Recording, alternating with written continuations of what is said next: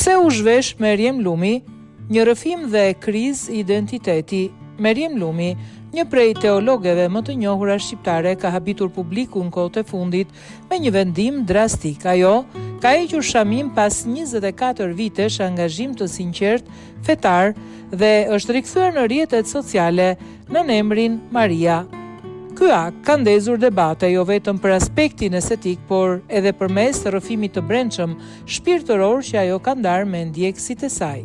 Por kush është Meryem Lumi? Meryem Lumi u bë e njohur për publikun shqiptar si teologe dhe predikuese në rrjetet sociale. Ajo u konvertua në islam në një moshë fare të vogël dhe u përkushtua thellësisht ndaj besimit duke studiuar dhe predikuar me pasion.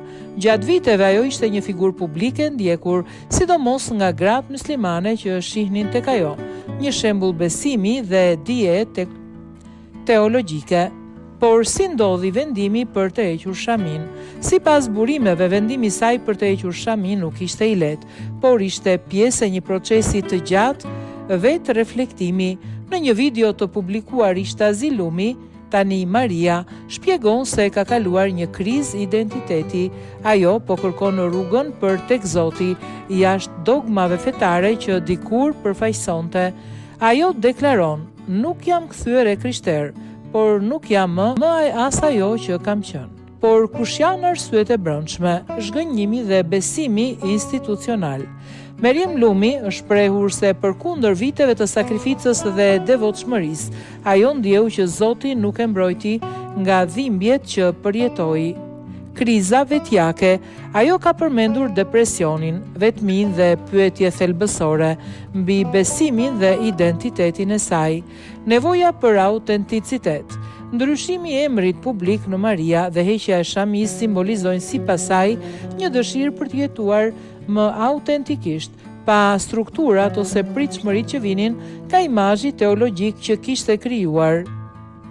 Reagimet publike. Vendimi i Meryemit ka nxitur reagime të përzjera, disa e përkrahin për guximin dhe për sinqeritetin, duke vlerësuar që ajo po ndjek rrugën e vet shpirtërore. Të tjerë janë tronditur nga ky transformim, pasi e njihnin atë si një figurë të devotshme dhe me një imazh publik të fortë si teologe.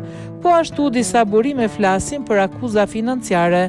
Është raportuar se ajo mund të ketë blerë një shtëpi me paratë e besimtarve.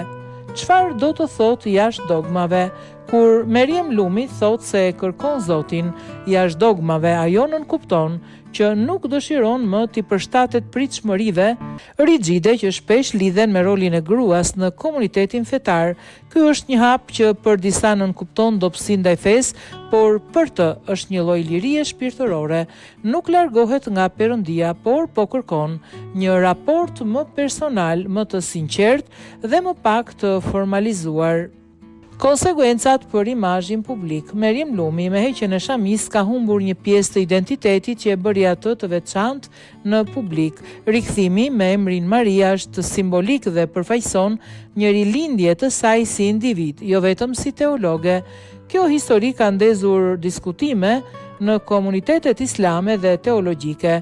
Çfarë do të thotë besimi, roli fesë në identitetin personal dhe sa janë gati komunitetet për ndryshime të tilla. Dhe si përfundim, vendimi i Meryem Lumit për të hequr shamin nuk ishte thjesht një akt estetik, është një pjesë e transformimit të thellë shpirtëror dhe psikologjik. Ajo po kalon nga një figurë publike teologjike në një njeri që kërkon të rindërtoj veten dhe raportin me Perëndin në mënyrë autentike. Ky rrëfim është simbol i krizave të mundshme që mund të lindin nga besimi institucional, por edhe i guximit për të rishikuar identitetin fetar në dritën e përvojës personale.